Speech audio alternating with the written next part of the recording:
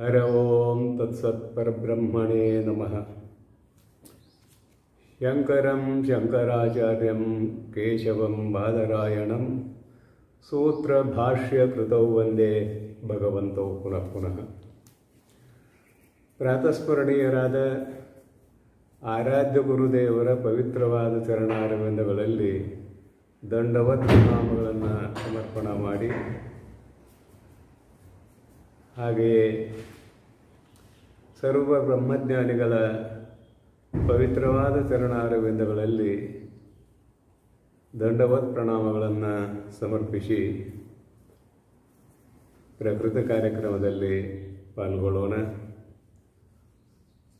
ನಿನ್ನೆಯ ಪ್ರವಚನದಲ್ಲಿ ಸಪರ್ಯತಾ ಶುಕ್ರಮಕಾಯಮೌರಣಂ ಅನ್ನುವಂತಹ ಮಂತ್ರದ ಸಾಮಾನ್ಯ ಅರ್ಥವನ್ನು ತಿಳಿದುಕೊಂಡು ಭಾಷ್ಯವನ್ನು ಪಾಠ ಮಾಡ್ತಾ ಇದ್ದೀವಿ.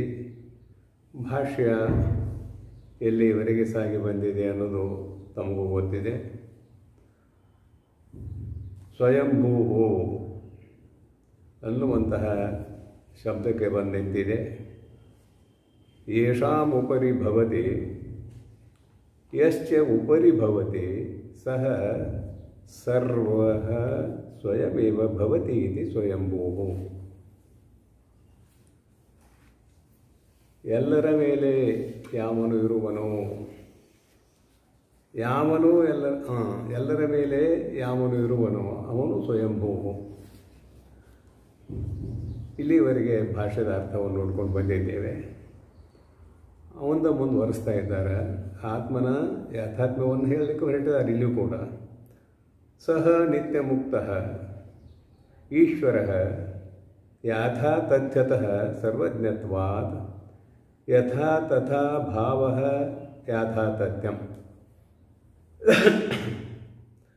ಸಹ ನಿತ್ಯ ಮುಕ್ತ, ಆ ಪರಮಾತ್ಮನು ನಿತ್ಯ ಮುಕ್ತನು. ಅವನು ಈಶ್ವರ, ಎಲ್ಲರ ಮೇಲೆ ಆಳ್ವಿಕೆಯನ್ನು ಮಾಡುವವನು. ಯಥಾ ತಥ್ಯತಃ ಸರ್ವಜ್ಞತ್ವಾತ್. ಇಲ್ಲಿ ಯಥಾ ತಥ್ಯತಃ ಪಂಚಮಿ ವಿಭಕ್ತಿ ಅಂತ.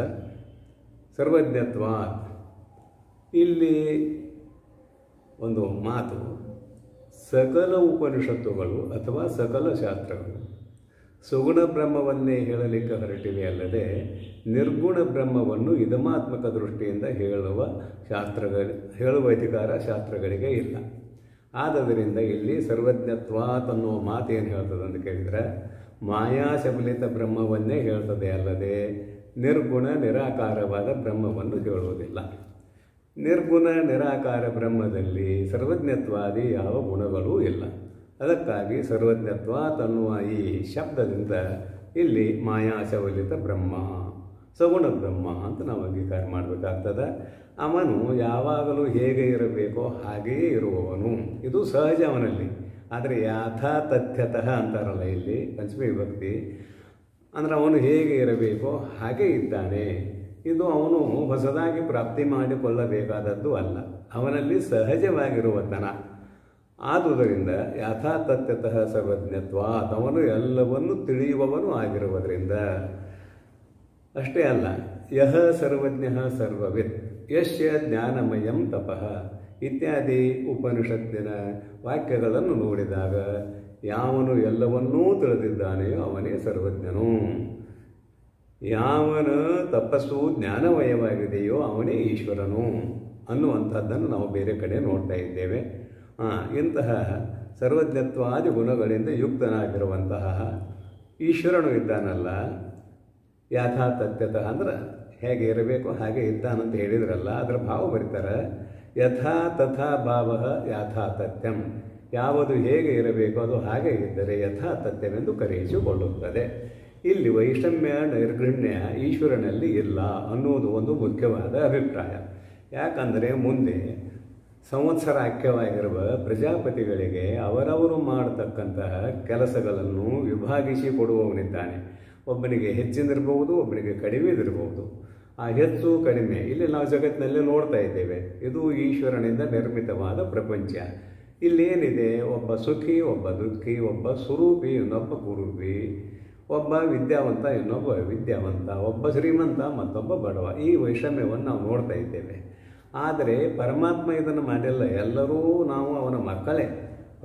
ಪರಂತು ನಾವುಗಳು ಮಾಡಿರುವ ಕರ್ಮಗಳನ್ನು ಆಧಾರವಾಗಿಟ್ಟುಕೊಂಡು ಈ ವ್ಯವಸ್ಥೆಯನ್ನು ಪರಮಾತ್ಮನು ಮಾಡಿದ್ದಾನಲ್ಲದೆ ಅವನು ನಾವು ಮಾಡುವ ಅಥವಾ ಮಾಡಿರುವ ಕರ್ಮಗಳನ್ನು ಇಟ್ಟುಕೊಳ್ಳದೆ ಈ ವ್ಯವಸ್ಥೆಯನ್ನು ಮಾಡಿಲ್ಲ ಅನ್ನುವುದನ್ನು ನಾವು ಬ್ರಹ್ಮಸೂತ್ರದಲ್ಲಿಯೂ ಕೂಡ ನೋಡ್ತೇವೆ. ವೈಷಮ್ಯ ನೈರ್ಗುಣ್ಯ ಇತಿ ಚೇತ್ ಸಾಪೇಕ್ಷತ್ವಾತ್ ಅನ್ನೋ ಮಾತೇನು ಹೇಳ್ತದಂದ್ರೆ ಕರ್ಮಗಳನ್ನು ಅಪೇಕ್ಷಿಸಿ ಅವರವರಿಗೆ ಏನನ್ನು ಕೊಡಬೇಕಾಗಿದೆಯೋ ಅದನ್ನು ಕೊಟ್ಟು ಕಳಿಸಿದ್ದಾನೆ ಅಂತ ಅರ್ಥ. ಇಲ್ಲಿಯೂ ಕೂಡ ಸರ್ವಜ್ಞನಾಗಿರುವುದರಿಂದ ಮುಂದೆ ಪ್ರಜಾಪತಿಗಳಿಗೆ ಅವರವರು ಮಾಡುವ ಕ್ರಿಯೆಗಳನ್ನು ಕೆಲಸಗಳನ್ನು ಹಂಚಿಕೊಡುವವನು ಆಗಿರುವುದರಿಂದ ಅವನು ಹೇಗೆ ಇರಬೇಕು ಹಾಗೆ ಇದ್ದಾನೆ ಅನ್ನುವ ಮಾತನ್ನು ಬಳಸಿದ್ದಾರೆ. ಯಾಥಾತಥ್ಯಂ ಅನ್ನುವಂಥದ್ದು. ಯಾಥಾತಥ್ಯಂ ತಸ್ಮಾತ್ ಆದ್ದರಿಂದ ಯಥಾಭೂತ ಕರ್ಮಫಲ ಸಾಧನತಃ ಯಥಾಭೂತ ಹೇಗೆ ಅವರವರು ಕರ್ಮಗಳನ್ನು ಮಾಡಿದ್ದಾರೆಯೋ ಯಾವ ಯಾವ ರೀತಿಯಿಂದ ಸಾಧನೆಯನ್ನು ಮಾಡಿದ್ದಾರೆಯೋ ಅವುಗಳನ್ನು ಆಧಾರವಾಗಿಟ್ಟುಕೊಂಡು ಅರ್ಥಾತ್ ಅವುಗಳನ್ನು ಆಧಾರವಾಗಿಟ್ಟುಕೊಂಡು ಕರ್ತವ್ಯ ಪದಾರ್ಥಾನ್ ಅವರವರು ಮಾಡಬೇಕಾಗಿರುವ ಕೆಲಸಗಳೆಂಬುವ ಪದಾರ್ಥಗಳನ್ನು, ಇಲ್ಲಿ ಕೆಲಸಗಳನ್ನು ಪದಾರ್ಥಗಳು ಅಂತ ಕರೀತಾರೆ, ಮಾಡುವ ಕ್ರಿಯೆಗಳನ್ನು ಪದಾರ್ಥಗಳು ಅಂತ ಕರೀತಾರೆ. ಪದಾರ್ಥಾನ್ ವ್ಯದಧಾತ್ ಅಂದರೆ ವಿಹಿತವಾನ್ ಯಥಾನುರೂಪಂ ವ್ಯಭಜತ್ ಇತ್ಯರ್ಥ. ಮುಗಿಸ್ತಾರೆ. ವ್ಯದಧಾತ್ ಅಂದರೆ ವಿಭಾಗಿಸಿ ಕೊಟ್ಟನು, ವಿಹಿತವಾನ್ ವಿಭಾಗಿಸಿ ಕೊಟ್ಟನು. ಯಥಾನುಭೂತಂ ಅಂದರೆ ಅವರವರು ಏನೇನೋ ಹಿಂದೆ ಕರ್ಮಗಳನ್ನು ಮಾಡಿದ್ದಾರೆಯೋ, ಇಲ್ಲಿ ಪ್ರಜಾಪತಿಗಳೂ ಕೂಡ ಅದು ಒಂದು ಪದವಿ. ಅವರು ಮಾಡಿರುವಂಥ ಅಪೂರ್ವಾದಿ ಕರ್ಮಗಳಿಂದಲೇ ಆ ಪ್ರಜಾಪತಿ ಮೊದಲಾದ ಪದವಿಗಳು ಪ್ರಾಪ್ತವಾಗಿವೆ. ಅವುಗಳೆಲ್ಲವನ್ನೂ ಇಟ್ಟುಕೊಂಡು ಇಲ್ಲಿ ಯಥಾಭೂತಂ ಅನ್ನುವಂತಹ ಮಾತನ್ನು ಬರೀತಾರೆ. ಯಥಾನುರೂಪಂ ವ್ಯಭಜತ್ ಇತ್ಯರ್ಥ. ಯಥಾನುರೂಪಂ ಅವರವರಿಗೆ ಹೊಂದುಗಡೆಯಾಗುವಂತಹ ಕೆಲಸಗಳನ್ನು ಹಂಚಿಕೊಟ್ಟನು, ಒಟ್ಟು ಅದರ ಭಾವಾರ್ಥ. ವ್ಯಭಜತ್ ಇತ್ಯರ್ಥ. ಯಾರಿಗೆ ಅಂದರೆ ಬರೀತಾರೆ ಶಾಶ್ವತೀಭ್ಯ ನಿತ್ಯಾಭ್ಯ ಸಮಾಭ್ಯ. ಇಲ್ಲಿ ಶಾಶ್ವತವಾಗಿರುವ ನಿತ್ಯವಾಗಿರುವ ಇದನ್ನು ಬರೆದದ್ದರಿಂದ ಸಮಾಭ್ಯ ಅನ್ನೋದು ಅದು ಸಂವತ್ಸರದ ಪರ್ಯಾಯ ಪದ. ಸಮಾಭ್ಯ ಹಾಯನೋ ಸ್ತ್ರೀ ಶರತ್ ಸಮಾಹ ಅಂತ ಅಮರಕೋಶ. ಇನ್ನೊಂದು ಮಾತಿಲ್ಲಿ ಸಮಾಹ ಅನ್ನೋ ಶಬ್ದ ಇದೆಯಲ್ಲ, ಕೆಲವು ಕಡೆ ಏನಾಗ್ತದೆ ಅಂತ ಕೇಳಿದರೆ ಸಮಾನವಾಗಿ ಅನ್ನುವ ಅರ್ಥ ಕೊಡುವಂಥದ್ದು ಕಾಣ್ತದೆ. ಅಲ್ಲ, ಸಮಾಹ ಅನ್ನುವ ಶಬ್ದ ಸಂವತ್ಸರದ ಪರ್ಯಾಯ. ಮಾನುಷಾದ ಪ್ರತಿಷ್ಠಾಂ ತ್ವಮಗಮ ಶಾಶ್ವತಿ ಸಮಾಹ ಒಂದು ಶ್ಲೋಕ ಬರ್ತದೆ. ಯತ್ಕೌಂಚ ಮಿಥುನಾತ್ ಏಕಂ ಅವಧಿ ಕಾಮಮೋಹಿತಂ. ವಾಲ್ಮೀಕಿ ಮಹರ್ಷಿಯ ಬಾಯಿಂದ ಬಂದಂಥದ್ದು ಇದೊಂದು ಶ್ಲೋಕ. ಒಬ್ಬ ಬೇಡ ಎರಡು ಜೋಡಿಯಾದ ಪಕ್ಷಿಗಳನ್ನು, ಅದರಲ್ಲಿಯೂ ಅತ್ಯಂತ ಪ್ರೀತಿಯಿಂದ ಇರುವ ಪಕ್ಷಿಗಳಲ್ಲಿ ಒಂದನ್ನು ಕೊಂದು ಹಾಕುತ್ತಾನೆ. ಗಂಡು ಪಕ್ಷಿಯನ್ನು ಕೊಂದು ಹಾಕ್ತಾನೆ. ಹೆಣ್ಣು ಪಕ್ಷಿ ಪ್ರಲಾಪ ಮಾಡುವುದಕ್ಕೆ ಆರಂಭ ಮಾಡ್ತದೆ. ಆ ಸಮಯದಲ್ಲಿ ವಾಲ್ಮೀಕಿ ಮಹರ್ಷಿಗಳು ಮಧ್ಯಾಹ್ನದ ಸ್ನಾನಕ್ಕಾಗಿ ನದಿಗೆ ಹೋಗಿರ್ತಾರೆ. ಅದನ್ನು ನೋಡಿ ಅವರ ಮನಸ್ಸು ಮರಗ್ತದೆ. ಎರಡನ್ನು ಕೊಂದು ಬಿಟ್ಟಿದ್ರೆ ಚಲೋ ಇತ್ತು, ಒಂದನ್ನು ಕೊಂದ ಒಂದು ಬಿಟ್ಟ, ಅದು ಎಷ್ಟು ಪ್ರಲಾಪ ಮಾಡ್ತಾ ಇದೆ ಅನ್ನುವುದನ್ನು ನೋಡಿ ಕರುಣೆ ಹೋಗ್ತದೆ. ಕರುಣೆ ಹೋಗಿದಾಗ ಈ ಶ್ಲೋಕ ಹಾಡ್ಯಾನ. ಎಲೈ ಬೇಡನೆ, ನೀನು ಬಹಳಷ್ಟು ವರ್ಷಗಳವರೆಗೆ ಈ ಭೂಮಿಯ ಮೇಲೆ ಬದುಕಬೇಡ. ನಿಷಾದ ಅಂದರೆ ಬೇಡ.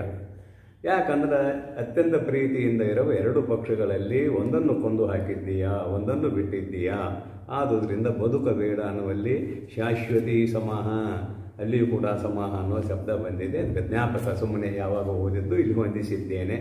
ಸಮಾಹ ಅಂದರೆ ಸಂವತ್ಸರಗಳು ಅಂದರೆ ವರ್ಷದ ಪರ್ಯಾಯ ಶಬ್ದ.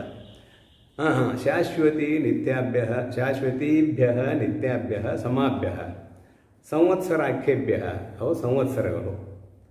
ಆ ಸಂವತ್ಸರಗಳ ಹೆಸರಿನ ಪ್ರಜಾಪತಿಗಳು. ಸಂವತ್ಸರಾಖ್ಯೇಭ್ಯ ಪ್ರಜಾಪತಿಭ್ಯ, ಈ ಜಗತ್ತನ್ನು ನಿರ್ವಹಿಸಿಕೊಂಡು ಹೋಗುವಂತಹ ಪ್ರಜಾಪತಿಗಳು.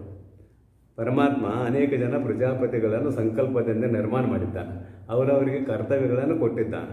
ತಾನು ನಿರ್ಮಾಣ ಮಾಡಿರುವ ಈ ಜಗತ್ತು ಸರಿಯಾದ ಮಾರ್ಗದಲ್ಲಿ ನಡೆದುಕೊಂಡು ಹೋಗಲಿ ಎಂಬುವ ಅಭಿಪ್ರಾಯದಿಂದ ಎಷ್ಟೋ ಜನ ಪ್ರಜಾಪತಿಗಳನ್ನು ಪರಮಾತ್ಮನು ನಿರ್ಮಾಣ ಮಾಡಿದ್ದಾನೆ. ಅವರವರ ಯೋಗ್ಯತೆಗೆ ತಕ್ಕಂತೆ, ಅಂದರೆ ಅವರವರು ಮಾಡಿದ ಕರ್ಮ ಸಾಧನೆಗಳನ್ನು ಆಧಾರವಾಗಿಟ್ಟುಕೊಂಡು ಪರಮಾತ್ಮ ಅವರವರಿಗೆ ಕೆಲಸಗಳನ್ನು ಹಂಚಿಕೊಟ್ಟಿದ್ದಾನೆ ಎನ್ನುವುದು ಈ ಭಾಷ್ಯದ ಅಭಿಪ್ರಾಯ. ಹಾಗೆಯೇ ಮುಂದೆ ಸಾಗೋಣ. ಈ ಭಾಷ್ಯವನ್ನು ನೋಡಿ ಇಲ್ಲಿ ನಿಮಗೆ ಪರಮಾತ್ಮ ಹೇಗೆ ಎಲ್ಲರಲ್ಲಿಯೂ ಸಮಾನವಾಗಿದ್ದಾನೆ ಅನ್ನುವುದು ನಿಮ್ಮೆಲ್ಲರ ಅನುಭವಕ್ಕೆ ಬಂತು. ಮುಂದಿನ ಭಾಷ್ಯ ಭಾಗ ಏನು ಹೇಳ್ತದೆ ಅಂತ ಕೇಳಿದರೆ, ಜ್ಞಾನನಿಷ್ಠೆ ಕರ್ಮನಿಷ್ಠೆ ಇವುಗಳ ವಿವೇಕ ಮುಂದಿನ ಭಾಷೆಯಲ್ಲಿ ಬರುವಂಥದ್ದು. ಅತ್ರ ಆದಿಯೇವ ಮಂತ್ರೇಣ, ಆದ್ಯೇವ ಮಂತ್ರೇಣ ಅಂತ ಬರ್ತಾರೆ. ಆದ್ಯೇವ ಮಂತ್ರೇಣ ಸರ್ವೈಷಣಾ ಪರಿತ್ಯಾಗೇನ ಜ್ಞಾನನಿಷ್ಠಾ ಉಕ್ತ ಪ್ರಥಮೋ ವೇದಾರ್ಥಃ. ಈಶಾವಾಸ್ಯಮಿದಂ ಸರ್ವಂ ಯತ್ಕಿಂಚ ಜಗತ್ಯಾಂ ಜಗತ್ ತೇನ ತಕ್ತೇನ ಭುಂಜೀತಾಃ ಮಾ ಗೃಧಃ ಕಶ್ಯಶ್ವಧನಂ ಅನ್ನುವ ಮಂತ್ರದಿಂದ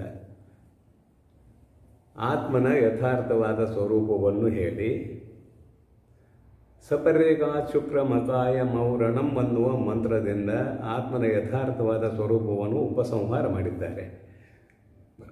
ಅಂತಹ ಆತ್ಮನನ್ನು ತಿಳಿದುಕೊಳ್ಳುವುದಕ್ಕೆ ಯೋಗ್ಯವಾಗಿರುವ ಯಾವ ಉತ್ತಮ ಜಿಜ್ಞಾಸುವು ಇದ್ದಾನೆಯೋ, ಯಾವ ಉತ್ತಮ ಮುಮುಕ್ಷುವು ಇದ್ದಾನೆಯೋ ಅವನಿಗೆ ಜ್ಞಾನದಲ್ಲಿಯೇ ನಿಷ್ಠೆ ಇರಬೇಕು. ಈಶನಾತ್ರಯಗಳ ತ್ಯಾಗ ಮಾಡಿ ಪ್ರಾಪಂಚಿಕ ಪದಾರ್ಥಗಳನ್ನು, ಈಶನಾತ್ರಯಗಳು ಅಂತ ಹೇಳಿದ್ದರಿಂದ ಪ್ರಪಂಚದಲ್ಲಿರುವ ಸಕಲ ಪದಾರ್ಥಗಳನ್ನು ತ್ಯಾಗ ಮಾಡಿ ನಿರಂತರ ಆತ್ಮನ ಯಥಾರ್ಥವಾದ ಸ್ವರೂಪವನ್ನು ತಿಳಿಸಿಕೊಡುವ ಜ್ಞಾನದಲ್ಲಿಯೇ ನಿಷ್ಠೆಯುಳ್ಳವನಾಗಿರಬೇಕು ಅಂತ 1ನೆಯ ಮಂತ್ರದಿಂದ ಹೇಳಿದರು ಇಲ್ಲಿ. ಹಾಗೆಯೇ ಏನಂತಾರೆ, ಮಾ ಗೃಧಃ ಕಶ್ಯಶ್ವಧನಂ, ಇದರ ಅಭಿಪ್ರಾಯ ಏನು ಅಂತ ಕೇಳಿದರೆ, ಏಷಣಾತ್ರಯಗಳ ತ್ಯಾಗವೇ ಇದರ ಅಭಿಪ್ರಾಯ. ಕಶ್ಯಶ್ವಧನಂ ಮಾ ಗೃಧಃ, ಧನಂ ಮಾ ಗೃಧಃ, ಹಣದ ಮೇಲೆ ಆಸೆಯನ್ನು ಮಾಡಬೇಡ. ಉಪಲಕ್ಷಣವಾಗಿ ಹಣ ಅಂದರೆ ಉಳಿದದ್ದೆಲ್ಲವನ್ನು ತೆಗೆದುಕೊಳ್ಳೋದು.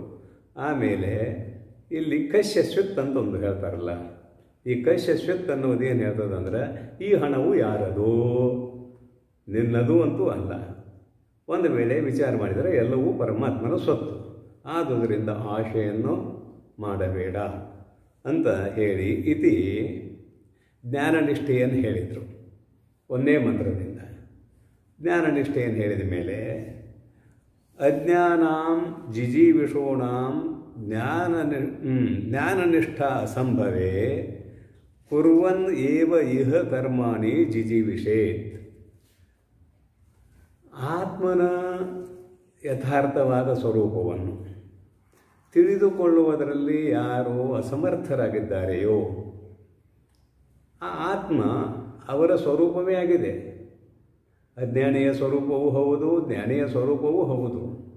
ಪರಂತು ಅಜ್ಞಾನಿಯಾಗಿರುವ ಮನುಷ್ಯನಿಗೆ ಅದು ಬಹಳಷ್ಟು ದೂರದಲ್ಲಿ ಇದೆ ಅಂತ ತದ್ದೂರೇ ತದ್ವಂತಿಕೆ ಅನ್ನುವ ಮಂತ್ರದಲ್ಲಿ ಹೇಳ್ಕೊಂಡು ಬಂದಿದ್ದಾರೆ. ಅವಾಗ ಯಾಕೆ ದೂರ ಇದೆ ಅಂದರೆ ತಿಳಿಯುವ ಯೋಗ್ಯತೆ ಇಲ್ಲ. ತಿಳಿಯುವ ಯೋಗ್ಯತೆ ಇಲ್ಲ ಅಂದರೆ ಇದರ ಅರ್ಥ ಏನಂದ್ರೆ ಅವನ ಅಂತಃಕರಣ ಅಷ್ಟು ಪರಿಪಕ್ವ ಆಗಿಲ್ಲ. ಅದು ವಿಷಯಾಸಕ್ತವಾಗಿದೆ, ವಿಷಯಗಳಲ್ಲಿ ಅನುರಕ್ತವಾಗಿದೆ. ಆದುದರಿಂದ ಅವನು ತನ್ನ ಯಥಾರ್ಥವಾದ ಸ್ವರೂಪವಾಗಿರುವ ಆತ್ಮತತ್ವವನ್ನು ತಿಳಿಯುವ ಸಾಮರ್ಥ್ಯವುಳ್ಳವನು ಆಗಿಲ್ಲ. ಅಂಥವನಿಗೆ ಏನು ಮಾಡಬೇಕು ಅಂತ ಕೇಳಿದರೆ, ಕರ್ಮದಲ್ಲಿ ನಿಷ್ಠೆಯನ್ನು ಹೇಳಬೇಕಾಗ್ತದೆ. ಪರಮಾತ್ಮ ಏನು ಮಾಡ್ಯಾನಂದ್ರೆ, ಪ್ರತಿಯೊಬ್ಬ ಮನುಷ್ಯನಿಗೆ 100 ವರ್ಷ ಆಯುಷ್ಯ ಕೊಟ್ಟ. ಆ 100 ವರ್ಷಗಳನ್ನು ನೀನು ಸುಖವಾಗಿ ಕಳೆಯಬೇಕಾದರೆ, 100 ವರ್ಷಗಳ ಆಯುಷ್ಯದಲ್ಲಿ ಸುಖವಾಗಿ ಬಾಳಬೇಕಾದರೆ, ಕುರ್ವನ್ ಏವ ಇಹ ಕರ್ಮಾಣಿ ಜಿಜೀವಿಷೇತ್. ಇಹ ಈ ಮಾನವ ಜನ್ಮವು ಬಂದ ಸಮಯದಲ್ಲಿ ಕರ್ಮಾಣಿ ಕುರ್ವನ್ ಏವ ವೇದ ವಿಹಿತವಾದ ಕರ್ಮಗಳನ್ನು ಮಾಡುತ್ತಲೇ ಜಿಜೀವಿಷೇತ್ ಬದುಕುವ ಇಚ್ಛೆಯುಳ್ಳವನು ಆಗಬೇಕು. ಇದು ಬದುಕುವ ಇಚ್ಛೆ ಅನ್ನೋದೇನಿದೆಯಲ್ಲ ಪ್ರಾಪ್ತಾನುವಾದ. ಯಾಕಂದರೆ 100 ವರ್ಷ ಆಯುಷ್ಯ ಮೊದಲೇ ಸಿದ್ಧಾಗಿದೆ. ಪ್ರಾಪ್ತವಾದದ್ದನ್ನೇ ಅನುವಾದ ಮಾಡಿದ್ದಾರೆ. ಜಿಜೀವಿಷೇತ್, ಬದುಕಬೇಕು ಅಂದರೆ ಜೀವಿಸುವುದಕ್ಕೆ ಇಚ್ಛಾವುಳ್ಳವನಾಗಬೇಕು. ಇಲ್ಲಿ ಏನಾಯಿತು, ಎರಡನೇ ಮಂತ್ರದಿಂದ ನಿಷ್ಠೆಯನ್ನು ಹೇಳಿದಂಗೆ ಆಗ್ತದ ಅಂತ ಭಾವ. ಮುಂದೆ ಹೇಳ್ತಾರೆ ಎರಡನೇ ಮಂತ್ರ, ಇತಿ ಕರ್ಮನಿಷ್ಠಾ ಉಕ್ತ ದ್ವಿತೀಯ ವೇದಾರ್ಥ. ಯಾರು ತಮ್ಮ ಸ್ವರೂಪದ ಜ್ಞಾನವನ್ನು ಮಾಡಿಕೊಳ್ಳುವ ಸಾಮರ್ಥ್ಯವುಳ್ಳವರು ಆಗಿಲ್ಲವೋ ಅವರಿಗೆ ಕರ್ಮನಿಷ್ಠೆಯನ್ನು ಹೇಳಿದರು. ಇದು ಎರಡನೇ ವೇದಾರ್ಥ. ಅಂದರೆ ವೇದದಲ್ಲಿ ಒಂದು ಜ್ಞಾನ ಮಾರ್ಗ, ಇನ್ನೊಂದು ಕರ್ಮ ಮಾರ್ಗ. ಒಂದು ಜ್ಞಾನನಿಷ್ಠೆ, ಮತ್ತೊಂದು ಕರ್ಮನಿಷ್ಠೆ. ಈ ಎರಡು ಭಾಗ ವೇದದಲ್ಲಿ ಕಂಡುಬರ್ತದೆ. ಇತಿ ವೇದಾರ್ಥ, ಇದು ವೇದದ ಅರ್ಥ ಅಂತ ಹೇಳಿದರು. ಇತಿ ವೇದಾರ್ಥ. ಅನಯೋ ಚ ನಿಷ್ಠಯೋ ವಿಭಾಗ ಮಂತ್ರದ್ವಯ ಪ್ರದರ್ಶಿತಯೋ ಬೃಹದಾರಣ್ಯಕೆ ಅಪಿ ಪ್ರದರ್ಶಿತ. ಏನಂತಾರೆ ಅಂತ ಕೇಳಿದರೆ, ಮಂತ್ರದ್ವಯ ಪ್ರದರ್ಶಿತಯೋ ಅಂತ ದ್ವಿವಚನ ಇದೆ. ಎರಡೂ ಮಂತ್ರಗಳಲ್ಲಿ, ಅಂದರೆ ಮೊದಲನೇ ಮಂತ್ರ ಈಶಾವಾಸ್ಯಮಿದಂ ಅನ್ನೋದು, ಎರಡನೇದು ಕುರ್ವನ್ನೇವೇಯ ಕರ್ಮಾಣಿ ಅನ್ನೋದು. ಈ ಎರಡು ಮಂತ್ರಗಳಲ್ಲಿ ಏನಾಗಿದೆ ಅಂದರೆ ಮಂತ್ರದ್ವಯ ಪ್ರದರ್ಶಿತಯೋಹೋ, ಎರಡು ಮಂತ್ರಗಳಲ್ಲಿ ಹೇಳಿಕೊಂಡು ಬಂದಿರುವ ಯಾವ ಅಂತ ಕೇಳಿದರೆ, ಒಂದು ಕರ್ಮನಿಷ್ಠೆ, ಒಂದು ಜ್ಞಾನನಿಷ್ಠೆ. ನಿಷ್ಠಯೋಹೋ, ಎರಡು ನಿಷ್ಠಯೋಹೋ, ಒಂದು ಜ್ಞಾನನಿಷ್ಠೆ, ಒಂದು ಕರ್ಮನಿಷ್ಠೆ. ಇದರ ವಿಭಾಗ, ಈ ವಿಭಾಗವು ಬೃಹದಾರಣ್ಯಕೆ ಅಪಿ ಪ್ರದರ್ಶಿತ. ಬೃಹತ್ ಆರಣ್ಯಕ ಮಂತ್ರ, ಬೃಹದಾರಣ್ಯಕ ಉಪನಿಷತ್ತು. ಆರಣ್ಯಕದಲ್ಲಿ ಅದು ಬಹಳ ದೊಡ್ಡದು, ಬೃಹತ್ ಅಂತ ಕರೆದ್ದಾರೆ. ಈ ಉಪನಿಷತ್ತಿನಲ್ಲಿ ಆ ಉಪನಿಷತ್ತಿನಲ್ಲಿಯೂ ಕೂಡ ಈ ಜ್ಞಾನನಿಷ್ಠೆ ಮತ್ತು ಕರ್ಮನಿಷ್ಠೆಯ ವಿಭಾಗವು ಹೇಳಲ್ಪಟ್ಟಿದೆ, ಅಥವಾ ಆ ಉಪನಿಷತ್ತಿನಲ್ಲಿ ಹೇಳಿದ್ದಾರೆ. ಎರಡು ಒಂದೇ ಅರ್ಥ. ಬರೀತಾರೆ, ಅದನ್ನು ತೋರಿಸ್ತಾರೆ. ಹೆಂಗಂದ್ರೆ ಸಹ ಅಕಾಮಯತ, ಸೋ ಅಕಾಮಯತ ಅಂತಿದೆಯಲ್ಲ, ಸಹ ಅಕಾಮಯತ ಜಾಯಾಮೇಶ. ಅಜ್ಞಾನಿಯಾದವನು ಅಕಾಮಯತ, ಇದನ್ನು ಬಯಸಿದನು. ಮೇ ಜಾಯಾಶ, ನನಗೆ ಹೆಂಡತಿಯೂ ಆಗಲಿ ಅಂತ ಬಯಸ್ತಾವ. ಹೆಂಡತಿಯೂ ಆಗಲಿ ಅಂತ ಬಯಸಿದ್ರಿಂದ ಏನೇನಾಗ್ತದೆ ಅಂತ ಕೇಳಿದರೆ, ಅವನಿಗೆ ಹೆಂಡತಿ ಆಗಲಿ ಅನ್ನೋದು ಅಭಿಪ್ರಾಯ ಅಂತಂದ್ರೆ ಮಗ ಆಗಲಿ ಅನ್ನೋ ಅಭಿಪ್ರಾಯ. ಮಗ ಆಗಲಿ ಅಂದರೆ ಪುತ್ರೈಷಣ ಬಂದಲ್ಲಿ, ಪುತ್ರೈಷಣ ಬಂದ ಮೇಲೆ ವಿತ್ತೈಷಣ ಬಂದ ಮೇಲೆ ಲೋಕೈಷಣ. ಅಂದರೆ ಏಷಣಾತ್ರಯಗಳನ್ನು ಆತನು ಬಯಸಿದನು ಅಂತ ಅರ್ಥ. ಯಾರು? ಅಜ್ಞಾನಿ. ಏಷಣಾತ್ರಯಗಳನ್ನೇ ಬೇಡಿಕೊಂಡನು, ಅವ ಆತ್ಮಜ್ಞಾನವನ್ನು ಬೇಡಿಕೊಳ್ಳಲಿಲ್ಲ. ಜಾಯಾಮೇಶ್ಯಾತ್ ಅನ್ನುವ ಶಬ್ದದಿಂದ ಏಷಣಾತ್ರಯಗಳಲ್ಲಿ ಆತನಿಗೆ ಅಭಿರುಚಿ ಇದೆ ಅನ್ನುವುದು ಗೊತ್ತಾಯಿತು. ಅವುಗಳನ್ನು ಬೇಡಿಕೊಂಡ. ಜಾಯಾಮೇಶ್ಯಾತ್, ಇಲ್ಲಿ ಜಾಯ ಅನ್ನುವ ಶಬ್ದ ಹೆಂಡತಿ ಅನ್ನುವ ಅರ್ಥದಲ್ಲಿ. ಪತಿ, ಯಾವನು ಪತಿಯಾಗಿದ್ದಾನೆಯೋ ಅವನ ವೀರ್ಯ ರೂಪದಿಂದ ಹೆಂಡತಿಯ ಗರ್ಭದಲ್ಲಿ ಪ್ರವೇಶ ಮಾಡಿ ಪುತ್ರ ರೂಪದಿಂದ ಹುಟ್ಟುವವನು ಆಗಿರುವುದರಿಂದ ಹೆಂಡತಿಗೆ ಜಾಯ ಎಂದು ಹೆಸರು ಬಂದಿದೆ. ಸುಮ್ಮನೆ ಜಾಯ ಅಂತ ಹೆಸರು ಬಂದಿಲ್ಲ.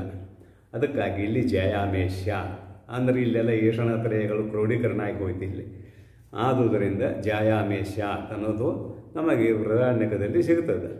ಇತ್ಯಾದಿನ ಅಜ್ಞಸ್ಯ,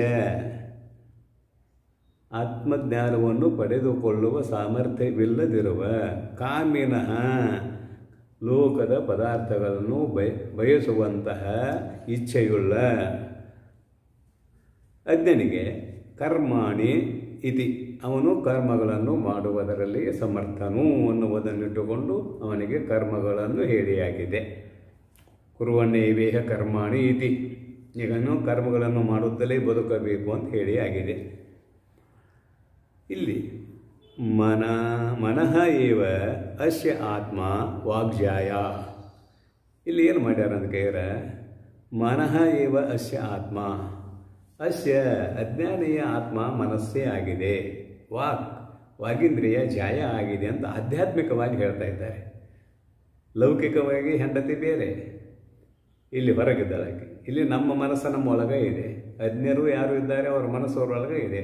ಅದಕ್ಕೆ ಇಲ್ಲೇನು ಅಂತಾರೆ ಅಂದ್ರೆ ಆಧ್ಯಾತ್ಮಿಕವಾಗಿ ಸಂಸಾರ, ಮೊದಲು ಸಂಸಾರ ತಯಾರಾಗ್ತದ ಅಂತಃಕರಣದಲ್ಲಿ, ಅದು ಬೇಕು ಇದು ಬೇಕೆಲ್ಲ, ಆಮೇಲೆ ಹೊರಗೆ ಬರ್ತದೆ. ಅದಕ್ಕಾಗಿ ಇಲ್ಲಿ ನನ್ನ ಅಭಿಪ್ರಾಯದಲ್ಲಿ ಮನ ಏವ ಸ್ಯಾತ್ಮ, ಮನಸ್ಸೇ ಅವನಿಗೆ ಆತ್ಮವಾಗಿದೆ. ವಾಗ್ಜಾಯ ಅಂದರೆ ವಾಗೀಂದ್ರಿಯವು ಅಥವಾ ವಾಕ್ ಅನ್ನುವಂಥ ಶಕ್ತಿಯು ಅವನಿಗೆ ಹೆಂಡತಿಯಾಗಿದೆ. ಇತ್ಯಾದಿ ವಚನಾತ್, ಇವೇ ಮೊದಲಾದ ವಚನಗಳಿಂದ ಅಜ್ಞತ್ವಂ ಕಾಮಿತ್ವಂಚ, ಅವನಲ್ಲಿ ಅಜ್ಞಾನ ಇದೆ, ಬಯಸುವ ಬಯಕೆ ಇದೆ, ಅಂದರೆ ವಿಷಯಗಳನ್ನು ಬಯಸುವತನ ಇದೆ. ಕರ್ಮನಿಷ್ಠಸ್ಯ ನಿಶ್ಚಿತಂ ಅವಗಮ್ಯತೆ, ಯಾವನು ಕರ್ಮದಲ್ಲಿಯೇ ನಿಷ್ಠೆಯುಳ್ಳವನಾಗಿದ್ದಾನೆಯೋ ಅವನಲ್ಲಿ ಇದು ಅಜ್ಞಾನ ಇದೆ ಮತ್ತು ಬೇಡುವಿಕೆ ಇದೆ ಅನ್ನುವುದು ನಿಶ್ಚಯವಾಗಿ ಗೊತ್ತಾಗುತ್ತದೆ, ತಿಳಿದು ಬರುತ್ತದೆ. ಅವಗಮ್ಯತೆ ಅಂದರೆ ನಿಶ್ಚಯವಾಗಿ ತಿಳಿದು ಬರುತ್ತದೆ. ಅರ್ಥಾತ್ ಇಲ್ಲಿ ಏನಾಯಿತು ಇಷ್ಟರಿಂದ ಅಂತ ಕೇಳಿದರೆ, ನಿಮ್ಮೆಲ್ಲರ ಆದ್ಯ ಕರ್ತವ್ಯ ಏನು ಅಂದರೆ, ಮನುಷ್ಯ ಶರೀರವನ್ನು ತೊಟ್ಟುಕೊಂಡು ಬಂದಿರುವ ನಮ್ಮ ಆದ್ಯ ಕರ್ತವ್ಯ ಏನು ಅಂದರೆ, ನಮ್ಮನ್ನು ನಾವು ತಿಳಿಯುವ ಮಾರ್ಗದಲ್ಲಿ ತೊಡಗಿಸಿಕೊಳ್ಳಬೇಕಾಗಿತ್ತು. ಆದರೆ ಎಲ್ಲರೂ ಈ ಮಾರ್ಗಕ್ಕೆ ಬರುವುದಿಲ್ಲ. ಅಂತೆಯೇ ಗೀತೆಯಲ್ಲಿ ಮನುಷ್ಯಾಣಾಂ ಸಹಸ್ರೇಷು ಕಶ್ಚಿತ್ ಯತತಿ ಸಿದ್ಧಯೇ ಅನ್ನುವಂತಹ ಪೂರ್ವಾರ್ಧ ಶ್ಲೋಕವನ್ನು ನಾವು ನೋಡ್ತಾ ಇದ್ದೇವೆ 7ನೇ ಅಧ್ಯಾಯದಲ್ಲಿ. ಆ ಮುಂದಿನ ಬೇಡ, ನಮಗೆ ಉತ್ತರಾರ್ಧ ಬೇಡ. ಕೋಟಿ ಜನರ ಮಧ್ಯದಲ್ಲಿ ಯಾವನೋ ಒಬ್ಬನು ತನ್ನನ್ನು ತಿಳಿಯುವ ಅಧ್ಯಾತ್ಮ ಮಾರ್ಗದ ಕಡೆ ಮುಖ ಮಾಡುತ್ತಾನೆ. ಇನ್ನುಳಿದವರೆಲ್ಲರೂ ಹೊರಗಿನ ಪದಾರ್ಥಗಳಲ್ಲಿಯೇ ಅಭಿರುಚಿಯುಳ್ಳವರಾಗಿದ್ದಾರೆ, ಆಸಕ್ತರಾಗಿದ್ದಾರೆ.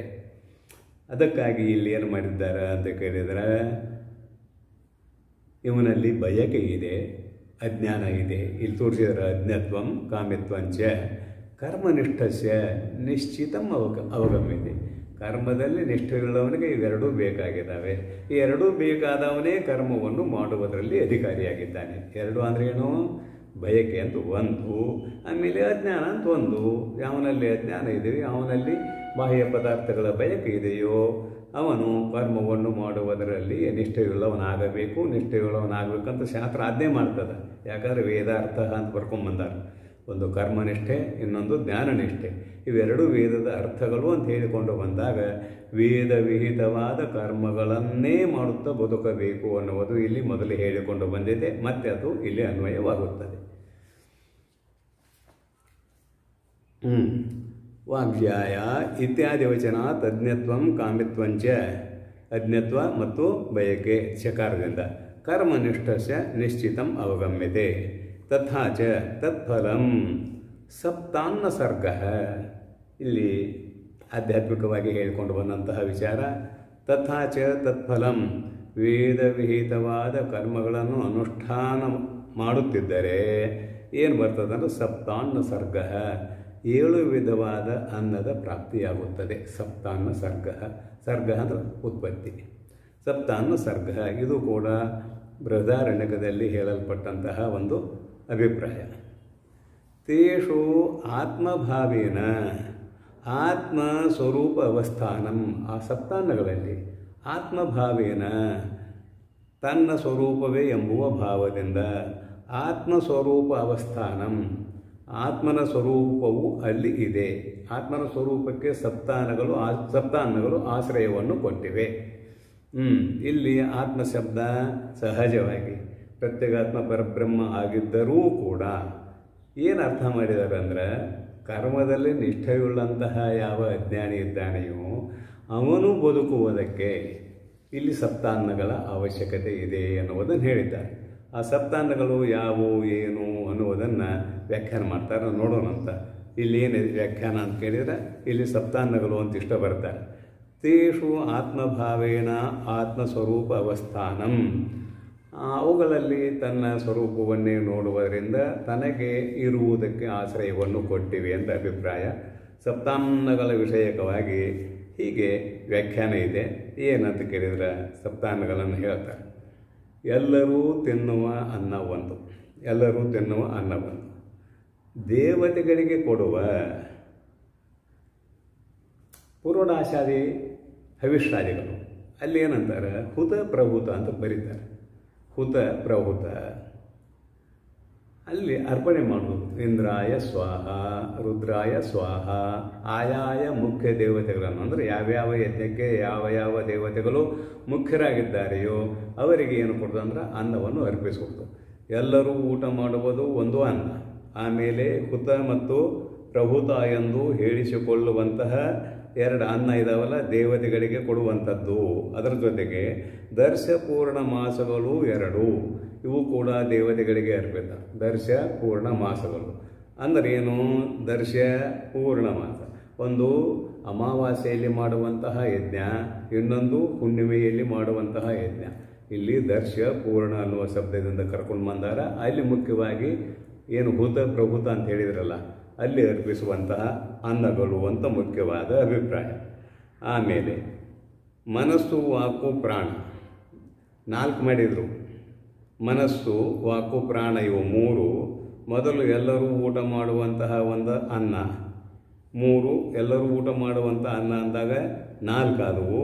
ಆಮೇಲೆ ದೇವತೆಗಳಿಗೆ ಅರ್ಪಿಸುವಂತಹ ಒಂದು ಅನ್ನ ಅಂತ ಹೇಳಿದರು. ಹಾಗೆಯೇ ಇನ್ನು ಮುಂದೆ ಏನು ಹೇಳ್ತಾರೆ ನೋಡೋಣ. ಮನಸ್ಸು, ವಾಕು, ಪ್ರಾಣ ಇವು ಕೂಡ ಅನ್ನಗಳು ಅಂತಾರೆ. ಹೆಂಗೆ ಅನ್ನಗಳು ಅಂದರೆ ಏನಿದ್ರ ಅರ್ಥ? ಮನಸ್ಸು, ವಾಕ್, ಪ್ರಾಣ ಈ 3 ದೇವತೆಗಳಿಗೆ ಅರ್ಪಿತ ಆಗಬೇಕು. ಈ ಮನಸ್ಸಿನಿಂದ ನಾವು ದೇವತೆಗಳನ್ನೇ ಬಯಸಬೇಕು, ವಾಗೀಂದ್ರಿಯದಿಂದ ಸ್ತೋತ್ರಾದಿಗಳನ್ನು ಮಾಡಬೇಕು. ಪ್ರಾಣವನ್ನು ಅಂದರೆ ಈ ಶರೀರ ಧರಿಸಿಕೊಂಡು ಇರುವುದು ಯಾತಕ್ಕಾಗಿ ಅಂತ ಕೇಳಿದರೆ ದೇವತೆಗಳನ್ನು ಕಂಡುಕೊಳ್ಳುವುದಕ್ಕಾಗಿಯೇ ಈ ಶರೀರವನ್ನು ಧರಿಸಿಕೊಂಡು ಇರಬೇಕು ಅನ್ನುವ ಅಭಿಪ್ರಾಯದಿಂದ ಇಲ್ಲಿ ಮನಸ್ಸು, ಆಮೇಲೆ ವಾಕ್, ಪ್ರಾಣ ಅಂತ 3 ಬರ್ಕೊಂಡ್ಬಂದಾರೆ. ವಾಕ್, ಪ್ರಾಣ ಎಂಬ ಭೋಗಸ್ಥಾನಗಳು 3. ಇವು 3. ಹಾಲು ಒಂದು ಹಾಲ, ಇವು 3. ಹಾಲು ಒಂದು 4, ಮೊದಲು ಹೇಳಿದ್ದು ಒಂದು ಎಲ್ಲರೂ ಉಣ್ಣುವ ಅನ್ನ 5, ದೇವತೆಗಳಿಗೆ ಕೊಡುವ ಅನ್ನ 2, ಹುತ ಪ್ರಭುತ ಅನ್ನುವ 2 ಅನ್ನಗಳು. ಒಟ್ಟು ಎಲ್ಲ ಕೂಡಿ ಎಷ್ಟು ಅದು ಅಂದರೆ 7 ಅನ್ನಗಳು ಪ್ರಾಪ್ತ ಆದವು ಅಂತ ಇದನ್ನು ಬೃಹದಾರಣ್ಯಕದಲ್ಲಿ ಹೇಳಿಕೊಂಡು ಬಂದಿದ್ದಾರೆ ಅನ್ನುವುದನ್ನು ಇಲ್ಲಿ ಸಂಕ್ಷಿಪ್ತವಾಗಿ ಭಾಷ್ಯಕಾರರು ನಮಗೆ ದಿಗ್ದರ್ಶನ ಮಾಡಿದ್ದಾರೆ. ಅಂದ್ರೆ ಸಹಯಜ್ಞ ಪ್ರಜಾ ಸೃಷ್ಟ ಪುರೋವಾಚ ಪ್ರಜಾಪತಿ ಅನೇನ ಪ್ರಸವಿಷ್ಯಧ್ವಂ ಏಷ ವಸ್ತುಷ್ಟ ಕಾಮಧುಕ್ ಅನ್ನುವ ಗೀತೆಯ 3ನೇ ಅಧ್ಯಾಯದ ಈ ಶ್ಲೋಕಗಳನ್ನು ನೋಡಿದಾಗ ಪರಮಾತ್ಮ ಈ ಜಗತ್ತನ್ನು ಸೃಷ್ಟಿ ಮಾಡಿ ಏನು ಮಾಡಿದ ಅಂದರೆ ಎಲ್ಲ ಜೀವರಾಶಿಗಳನ್ನು ತಯಾರು ಮಾಡಿದ, ಮಾನವರನ್ನು ಹುಟ್ಟಿಸ್ತ, ಆಮೇಲೆ ಯಜ್ಞಗಳನ್ನು ಇವರು ಕೂಡ ಹುಟ್ಟಿಸ್ತ. ಯಜ್ಞಗಳ ಮುಖಾಂತರ ನೀವು ದೇವತೆಗಳಿಗೆ ತೃಪ್ತಿಯನ್ನು ಮಾಡಿದರೆ ಆ ದೇವತೆಗಳು ಮಳೆ, ಬೆಳೆ ಮೊದಲಾದವುಗಳ ಮುಖಾಂತರ ನಿಮಗೆ ತೃಪ್ತಿಯನ್ನು ಉಂಟು ಮಾಡುತ್ತಾರೆ. ಇಲ್ಲಿ ಪರಸ್ಪರಂ ಭಾವೆಯಂತಹ ಶ್ರೇಯ ಪರಂ ಅವಾಪ್ಸ್ಯತ, ನೀವು ಅವರಿಗೆ ಉಪಕಾರ ಮಾಡಬೇಕು, ಅವರು ನಿಮಗೆ ಉಪಕಾರ ಮಾಡುತ್ತಾರೆ ಅಂತ ಗೀತೆಯಲ್ಲಿ ಹೇಳಿದ್ದು ಕೂಡ ಇಲ್ಲಿ ಸ್ಮೃತಿ ಪಥಕ್ಕೆ ತಂದುಕೊಂಡರೆ ತಪ್ಪಲ್ಲ. ಆದುದರಿಂದ ಇವರು ಮಾಡತಕ್ಕಂತಹ ಯಜ್ಞಗಳಿಗೆ ಫಲಗಳು ಯಾವುವು ಅಂದರೆ ಸಪ್ತಾನ್ನಗಳು ಅನ್ನುವಂತಹ ವಿಚಾರವನ್ನು ಈ ಭಾಷ್ಯದ ಮುಖಾಂತರ ನಾವು ನೋಡ್ತಾ ಇದ್ದೇವೆ. ಸಪ್ತಾನ್ನ ಸರ್ಗ ತೇಷು ಆತ್ಮಭಾವೇನ ಆತ್ಮಸ್ವರೂಪ ಅವಸ್ಥಾನಂ, ಅವುಗಳಲ್ಲಿ ಆತ್ಮಭಾವವನ್ನೇ ಮಾಡಬೇಕು ಅನ್ನುವಂತಹ ಮಾತನ್ನಲ್ಲಿ ಬರೀತಾರೆ. ಅರ್ಥಾತ್ ನಾವು ನೀವೆಲ್ಲರೂ ಶರೀರದ ದೃಷ್ಟಿಯಿಂದ ಬದುಕಬೇಕಾದರೆ ಇವೆಲ್ಲ ಬೇಕೇ ಬೇಕು ಅಂತ. ದೇವತೆಗಳಿಗೆ ನಾವು ಉಪಕಾರ ಮಾಡೋದು, ಅವರು ನಮಗೆ ಉಪಕಾರ ಮಾಡೋದು ಒಂದು, ಆಮೇಲೆ ಎಲ್ಲರೂ ಊಟ ಮಾಡುವಂತಹ ಅನ್ನ ಇನ್ನೊಂದು, ಹಾಲು ಮೊದಲಾದವುಗಳನ್ನು ಹೇಳಿದ್ರಲ್ಲ ಅವು ಕೂಡ ಅಷ್ಟೇ ಅವಶ್ಯಕ ಅನ್ನುವಂತಹ ಅಭಿಪ್ರಾಯವು ಇಲ್ಲಿ ನಮಗೆ ವ್ಯಕ್ತ ಆಗ್ತದೆ. ಒಟ್ಟು 7 ಅನ್ನಗಳನ್ನು ನಮಗಿಲ್ಲಿ ಪಾಠ ಮಾಡಿದರು. ಈ ರೀತಿಯಾಗಿ ಸಪ್ತಾನ್ನಗಳ ಪ್ರಾಪ್ತಿ ಮಾಡಿಕೊಳ್ಳುವುದೇ ಯಜ್ಞಯಾಗ ಅಧಿರೂಪ ಕ್ರಿಯೆಗಳ ಕರ್ತವ್ಯ ಅಂತಾಯಿತು. ಮುಂದುವರೆದು ಬರೀತಾರೆ ಏನಂತ, ಜ್ಯಾಯಾದಿ ಏಷಣಾತ್ರಯ ಸನ್ಯಾಸೇನ ಚ ಆತ್ಮವಿದಾಂ ಜ್ಯಾಯಾದಿ ಏಷಣಾತ್ರಯ ಸನ್ಯಾಸೇನ ಚ ಆತ್ಮವಿದಾಂ ಕರ್ಮನಿಷ್ಠಾ ಪ್ರಾತಿಕೂಲ್ಯೇನ ಆತ್ಮಸ್ವರೂಪ ನಿಷ್ಠಾ ಏವ ಪ್ರದರ್ಶಿತ. ಮತ್ತು ನೋಡೋಣ, ಆತ್ಮವಿದಾಂ ಆತ್ಮನನ್ನು ತಿಳಿದುಕೊಳ್ಳಬೇಕೆಂಬುವ ಮಾರ್ಗದಲ್ಲಿ ಯಾರು ತಮ್ಮನ್ನು ತೊಡಗಿಸಿಕೊಂಡಿದ್ದಾರೆಯೋ, ಜ್ಯಾಯಾದಿ ಏಷಣಾತ್ರಯ ಸನ್ಯಾಸೇನ ಆ ಜಯಾದಿ ಈಶ್ವರನಾಥರೇಗಳನ್ನು ಯಾಕೆ ಸನ್ಯಾಸ ಮಾಡಿರು? ಸನ್ಯಾಸಿಯೇನ ಆತ್ಮವಿಧಾಮ ಅಂತಿದೆಯಲ್ಲ, ಅವುಗಳನ್ನು ತ್ಯಾಗ ಮಾಡಿ ಯಾಕೆ ಈ ಮಾರ್ಗಕ್ಕೆ ಅವರು ಬಂದರು ಅಂತ ಕೇಳಿದರೆ, ಕರ್ಮನಿಷ್ಠ ಪ್ರಾತಿಕೂಲ್ಯನ, ಈ ಕರ್ಮದಲ್ಲಿ ಯಾವ ನಿಷ್ಠೆ ಇದೆಯೋ ಅದು ಪ್ರತಿಕೂಲ ಆಗ್ತದೆ. ಯಾರಿಗೆ ಆತ್ಮತತ್ವವನ್ನು ತಿಳಿದುಕೊಳ್ಳಬೇಕೆಂಬುವ ಈಶ್ವರನಾಥರೇಗಳನ್ನು ತ್ಯಾಗ ಮಾಡಿರುವ ಮಹಾನುಭಾವರಿಗೆ ಕರ್ಮ ಮಾಡುವಿಕೆ ಹೊಂದುಗಡೆ ಆಗುವುದಿಲ್ಲ. ಆ ಕರ್ಮ ಮಾಡುವಿಕೆ ಏನಾಗ್ತದೆ ಅಂದರೆ ಆತ್ಮನ ಯಾಥಾತ್ಮ್ಯವನ್ನು ತಿಳಿದುಕೊಳ್ಳುವುದಕ್ಕೆ ಪ್ರತಿಬಂಧಕ ಆಗ್ತದೆ. ಯಾಕೆ ಅಂತ ಕೇಳಿದರೆ, ಕರ್ಮಕ್ಕೆ ಫಲ ಹೇಳಿರಿ ಸಪ್ತಾನ್ನಗಳ ಸರ್ಗ, ಅವರಿಗೆ ಸಪ್ತಾನ್ನಗಳ ಅವಶ್ಯಕತೆ ಇಲ್ಲ. ಆತ್ಮತತ್ವವನ್ನು ತಿಳಿದುಕೊಳ್ಳಬೇಕೆಂಬುವ ಮಹಾನುಭಾವರಿಗೆ ಈ ಸಪ್ತಾನ್ನಗಳನ್ನು ಪಡೆದುಕೊಳ್ಳಬೇಕೆಂಬುವ ಆಕಾಂಕ್ಷೆ ಇಲ್ಲ, ಅವಶ್ಯಕತೆಯೂ ಇಲ್ಲ. ಅದಕ್ಕಾಗಿ ಅವರಿಗೆ ಕರ್ಮನಿಷ್ಠೆ ಪ್ರತಿಬಂಧಕ ಆಗ್ತದೆ. ಪ್ರಾತಿಕೂಲ್ಯೇನ ಆತ್ಮಸ್ವರೂಪ ನಿಷ್ಠಾ ಇವ ಪ್ರದರ್ಶಿತ, ಅವರಿಗೆ ಕೇವಲ ಆತ್ಮಸ್ವರೂಪ ನಿಷ್ಠಾ ಏವ ಅಂದರೆ ಆತ್ಮಜ್ಞಾನದಲ್ಲಿಯೇ ನಿಷ್ಠೆಯುಳ್ಳವರು ಆಗಬೇಕು ಎಂಬುವುದು ದರ್ಶಿತ, ಮಂತ್ರಗಳಿಂದ ತೋರಿಸಲ್ಪಟ್ಟಿದೆ, ಹಿಂದೆ ಹೇಳಲ್ಪಟ್ಟಿದೆ. ಕಿಂ ಪ್ರಜೆಯ ಕರಿಷ್ಯಾಮಃ, ಅವ್ರದ್ದು ಇನ್ನೊಂದು ಮಾತ. ಕರ್ಮದಲ್ಲಿ ಅವರಿಗೆ ಯಾಕೆ ನಿಷ್ಠೆ ಇಲ್ಲ ಅಂದ್ರೆ, ಕಿಂ ಪ್ರಜೆಯ ಕರಿಷ್ಯಾಮಃ, ಪ್ರಜೆಯ ಕಿಂ ಕರಿಷ್ಯಾಮಃ, ಮಕ್ಕಳಿಂದ ಮೊಮ್ಮಕ್ಕಳಿಂದ ನಾವು ಪಡೆದುಕೊಳ್ಳಬೇಕಾದದ್ದು ಏನು ಇದೆ ಅಂದರೆ, ಇಲ್ಲಿ ಬಂಧು ಬಾಂಧವರಿಂದ, ಪ್ರಜೆಗಳು ಅಂದರೆ ಬಂಧು ಬಾಂಧವರು ಎಲ್ಲರೂ ಸೇರಿಕೊಳ್ತಾರೆ. ಅಲ್ಲಿ ಹೆಂಡತಿ ಬಂದ, ಮಗ ಬಂದರು, ಮಗ ಬಂದ, ಮೊಮ್ಮಗ ಬಂದ, ಬಂಧು ಬಾಂಧವರು ಬಂದರು. ಇಲ್ಲಿ ಪ್ರಜಾ ಅನ್ನುವ ಶಬ್ದ. ಕಿಂ ಪ್ರಜೆಯ ಕರಿಷ್ಯಾಮಃ, ಇಲ್ಲಿ ಜಾತ್ಯ ಏಕವಚನ ಅಂತ ಅಂಗೀಕಾರ ಮಾಡಬೇಕು. ಪ್ರಜೆಯ ಅನ್ನೋದು ಏಕವಚನ, ಆದರೆ ಜಾತ್ಯ ಏಕವಚನ ಅಂತ ಅಂಗೀಕಾರ ಮಾಡಿದಾಗ ಇಲ್ಲಿ ಹೆಂಡರು ಮಕ್ಕಳು ಬಂಧು ಬಾಂಧವರು ಎಲ್ಲ ಅಂತಃಪಾತಿ ಆಗ್ತಾರೆ. ಕರಿಷ್ಯಾಮಃ, ಇವರಿಂದ ನಾವು ಏನು ಪಡೆದುಕೊಳ್ಳಬೇಕಾಗಿದೆ? ಯಶಾಂನಃ, ಯಾವ ನಮ್ಮಗಳಿಗೆ, ಅಯಮಾತ್ಮ ಅಯಂ ಲೋಕಃ, ನಮಗೆ ನಮ್ಮ ಆತ್ಮನೇ ಪ್ರಾಪ್ತಿ ಮಾಡಿಕೊಳ್ಳುವುದಕ್ಕೆ ಯೋಗ್ಯನಾದವನು ಅವನೇ ಲೋಕ. ಅಯಂ ಲೋಕಃ, ಅವನೇ ನಮ್ಮವನು, ಅವನೇ ನಮ್ಮವನು. ಆದ್ದರಿಂದ ಅವನೇ ನಮ್ಮನ್ನು ರಕ್ಷಣೆ ಮಾಡುವವನು. ಆದ್ದರಿಂದ ಇಲ್ಲಿ ಹೆಂಡಿರು ಮಕ್ಕಳು ಬಂಧು ಬಾಂಧವರಿಂದ ನಾವು ಪಡೆದುಕೊಳ್ಳಬೇಕಾದದ್ದು ಏನೂ ಇಲ್ಲ ಇತ್ಯಾದಿನ ಇವೇ ಮೊದಲಾದ ಮಂತ್ರಗಳಿಂದ ಬೃಹದಾರಣ್ಯಕದಲ್ಲಿ ಹೇಳಿಕೊಂಡು ಬಂದಿದ್ದಾರೆ. ಆದುದರಿಂದ ಯಾರು ಆತ್ಮತತ್ವವನ್ನು ತಿಳಿದುಕೊಳ್ಳಬೇಕೆಂಬುವ ಉತ್ಕಟವಾದ ಇಚ್ಛೆಯಿದ್ದ ಮುಮುಕ್ಷುಗಳು ಇದ್ದಾರೆಯೋ ಅವರಿಗೆ ಕರ್ಮನಿಷ್ಠೆಯಲ್ಲಿ ಅಧಿಕಾರ. ಯಾರು ಆತ್ಮನನ್ನು ತಿಳಿದುಕೊಳ್ಳುವ ವಿಷಯದಲ್ಲಿ ಅಜ್ಞರಾಗಿದ್ದಾರೆಯೋ ಅವರಿಗೆ ಕರ್ಮನಿಷ್ಠೆಯಲ್ಲಿ ಅಧಿಕಾರ, ಜ್ಞಾನನಿಷ್ಠೆ ಕರ್ಮನಿಷ್ಠೆಯಲ್ಲಿ ಅಧಿಕಾರ ಅಂತ ವಿಂಗಡಿಸಿ ತೋರಿಸಿದ್ದಾರೆ. ಅರ್ಥಾತ್ ತತ್ವವೇತ್ತರಿಗೆ ಅಂತ ಇಲ್ಲಿ ಬರ್ತಾರೆ, ಆತ್ಮವಿಧಾಮ್ ಅಂತ ಬರ್ತಾರೆ. ಆದರೆ ಆ ಮಾರ್ಗದಲ್ಲಿ ಇದ್ದವರಿಗೆ ಆತ್ಮತತ್ವವನ್ನು ತಿಳಿದುಕೊಂಡ ಮೇಲೆ ಇಲ್ಲಿ ಜ್ಞಾನನಿಷ್ಠೆ ಅನ್ನೋದೇನೋ ಅಷ್ಟು ಹೊಂದುಗಡೆ ಆಗೋದಿಲ್ಲ. ಆ ಮಾರ್ಗದಲ್ಲಿ ಸಾಧಕರಾಗಿರುವ ಉನ್ನತ ಮಟ್ಟದ ಮುಮುಕ್ಷುಗಳಿಗೆ ಇದು ಹೊಂದುಗಡೆಯಾಗುವಂತಹ ಮಾತು ಅಂತ ಹೇಳ್ತಾ ಇಂದಿನ ಪಾಠ ಪ್ರವಚನಕ್ಕೆ ವಿಶ್ರಾಂತಿ. ಓಂ ಶಾಂತಿ ಶಾಂತಿ ಶಾಂತಿ.